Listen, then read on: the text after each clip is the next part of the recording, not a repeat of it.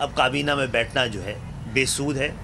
और ये भी एमक्यूएम ने अपनी तरफ से एक जेस्चर दिया था पार्टी की कन्वीनरशिप के बाद किसी भी वजारत को संभालना खुद एमक्यूएम के हिस्से का टाइम उस वजारत को देने जैसा था।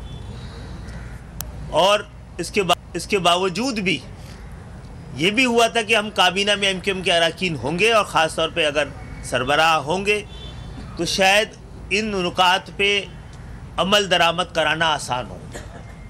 मेरा ख्याल है हमारे जानिब से इस संजीदगी को भी संजीदगी से जवाब नहीं दिया गया।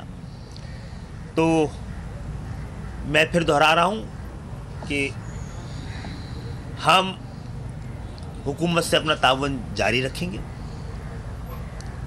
लेकिन वजारत में बैठने का ना बैठने का आज हमने जो ऐलान करना था इसीलिए आप सबको बुलाया था।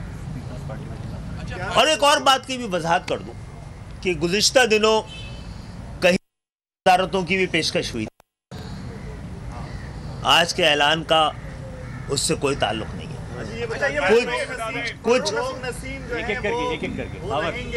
कैबिनेट में या वो भी आपके साथ आएंगे, और अगर नहीं आएंगे तो फिर वो किसके आदमी हैं? ठीक है, पहली बात तो ये कि आप सबके इल्म में है कि हमने ना तो वजारत कानून और इंसाफ मांगी थी, ना ही जो हमने 2 नाम दिए थे उसमें फ़रोग नसीम भाई का नाम शामिल था।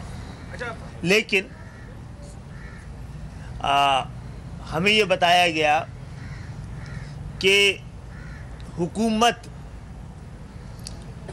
जो पाकिस्तान